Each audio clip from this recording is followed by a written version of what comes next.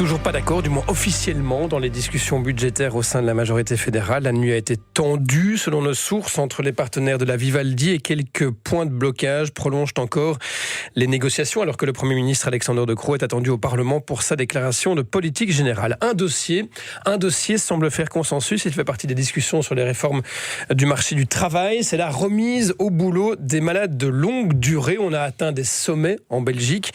Ils étaient 415 000 en juin 2018, 71 000 de plus en 4 ans, et on estime qu'ils sont environ 500 000 aujourd'hui. On va commenter ce dossier avec François Perle. Bonjour. Bonjour. Directeur du pôle acteurs sociaux et citoyens de Solidaris, la mutualité socialiste. Alors, d'après ce que l'on sait, l'accord fédéral prévoit des sanctions, 2,5% d'allocation en moins pour les malades qui, par exemple, refuseraient de remplir leur formulaire, de répondre aux questions de leur médecin conseil. C'est de nature à remettre 25 000 malades de longue durée au travail. C'est l'objectif avoué du gouvernement. Disons-le franchement, non. Je crois que sur l'objectif, tout le monde est d'accord. Le retour des malades de longue durée au travail est souhaitable. C'est souvent un très bon pronostic de guérison aussi. Donc, je crois que sur le consensus de dire il faut favoriser le retour des malades au travail quand c'est possible et quand leur situation médicale le permet, c'est très certainement une très bonne chose. Par contre, les sanctions, c'est tout à fait contre-productif. Ça ne marche pas. Ça vient s'ajouter à des problèmes de type sociaux, de la désocialisation, le stress de la maladie. On a une étude que l'INAMI avait faite avec l'ULB il y a quelques années qui montrait que, par exemple, sur le retour au travail des chômeurs, ça avait des situations, plutôt des conséquences négatives sur la santé. Donc, peut-être qu'on va dire que la sanction est symbolique, 2,5% sur une allocation, c'est pas beaucoup.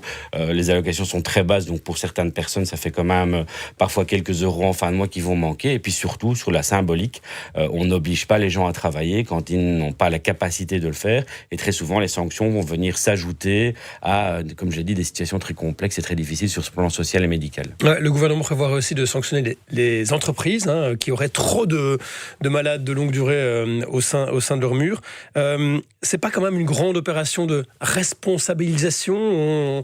On essaie de sensibiliser et les patrons et les travailleurs à ces problématiques? Évidemment, donc la sanction des malades ne va de pair qu'avec la sanction des entreprises. C'est-à-dire que les entreprises demandent la sanction des malades pour pouvoir peut-être un jour elles-mêmes accepter une sanction.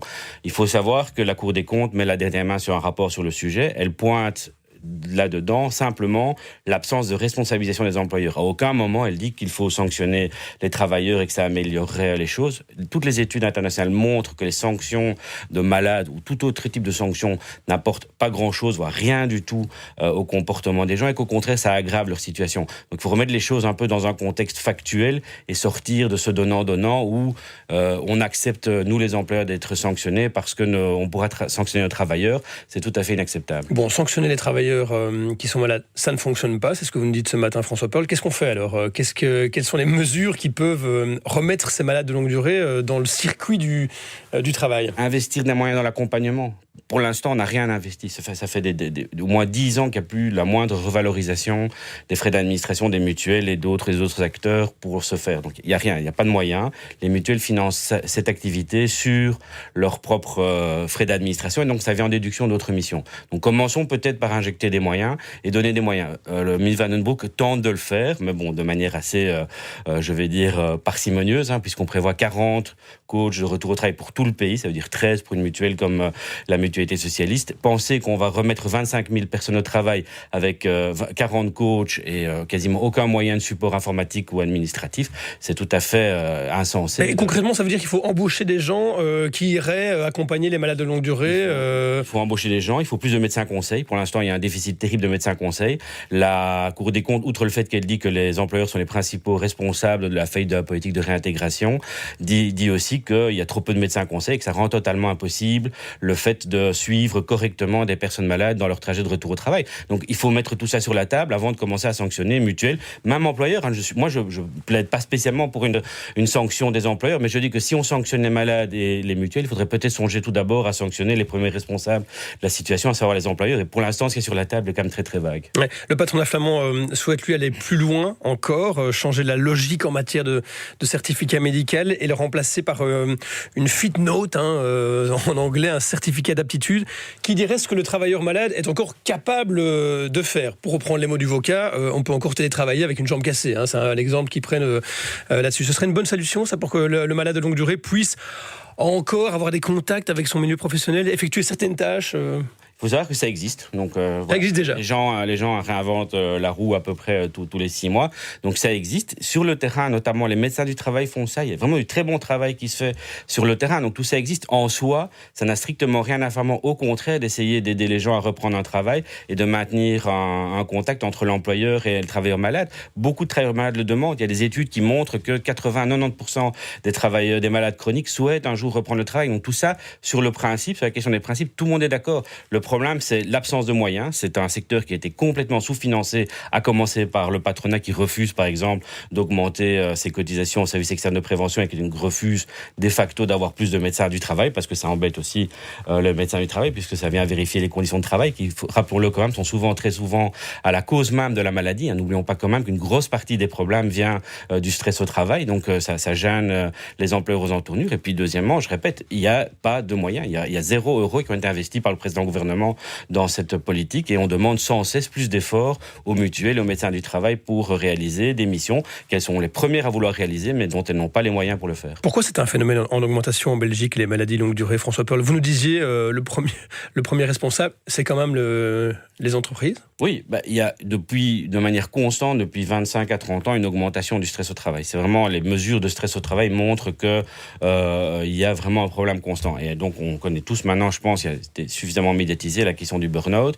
Il y a des problématiques liées au travail de dépression. Il y a toute une série aussi de métiers qui abîment les gens, des troubles musculo-squelettiques. On parlait encore récemment des difficultés de recrutement dans le secteur des titres-services. Il faut savoir que les femmes travaillant dans le secteur des titres-services sont en moyenne 4 à 5 fois plus malades que des femmes du même âge travaillant dans un autre secteur. Donc il y a toute une série de professions qui sont pathogènes, qui créent des maladies, et ça augmente considérablement le nombre de malades chroniques. Et puis il faut savoir aussi que le nombre d'invalides augmente parce qu'on renforce les conditions d'accès à la pension anticipée. Donc on repousse sans cesse l'âge de la pension ou les conditions de prendre des pensions anticipées, ce qui fait que les travailleurs âgés n'ont plus que comme solution de tomber en invalidité. Il n'y a plus de prépension, les conditions du chômage ont été durcies. Donc finalement arrive dans ce régime toute une série de personnes qu'on ne voyait pas parce qu'ils étaient dans d'autres régimes et que maintenant on voit. Et peut-être qu'il est temps de se rendre compte que la Belgique est très malade de ce point de vue-là. Bon, plutôt critique, si je vous comprends bien, François Pearl, envers les solutions qui sont sur la table du gouvernement fédéral pour réduire ce nombre de malades longue durée en Belgique. De ce que j'ai vu, oui. Maintenant, voilà, ce sont des choses qui sont sur la table. Il y a toujours un catalogue des erreurs qui est déposé par certains partis, puis il y a d'autres partis qui se battent pour essayer de l'amoindrir. Voilà, détails et confirmations, bien sûr, dans la déclaration de politique générale du Premier ministre cet après-midi, normalement, si tout va bien au Parlement. Peut-être encore un mot avec vous d'une autre mesure qui est sur la table aussi, c'est la fin des certificats médicaux pour une seule journée d'absence. On pourrait être absent sans devoir le justifier par une visite chez le médecin. C'est une bonne mesure, ça? C'est une excellente mesure, parce que maintenant, la charge administrative des médecins généralistes, notamment dans la partie sud du pays, rend très difficile leur métier. Donc si on pouvait alléger un tout petit peu cette charge administrative en supprimant toute une série de consultations qui n'ont pas lieu d'être, ce serait vraiment une bonne mesure. Ça va pas entraîner des abus, des absences généralisées le lundi, des week-ends prolongés? Écoutez, c'est déjà le cas en partie pour l'instant, dit-on, puisque les employeurs parlent beaucoup de certificats de complaisance. Donc finalement, ça aurait... mon avis, de toute façon, les études montrent très bien que les pays qui ont supprimé le certificat pour absence de courte durée n'ont pas vu leur absentéisme plonger. Donc voilà. Et ce serait 3 par an, 3 maximum, oui, 3 maximum par an, à confirmer aussi. Merci beaucoup François Pearl, directeur chez Solidaris, la mutualité socialiste, d'être venu commenter ces mesures proposées par le fédéral pour réduire le nombre de malades de longue durée. On l'a dit, on attend évidemment l'accord définitif et la déclaration du Premier ministre prévue cet après-midi à la Chambre. On va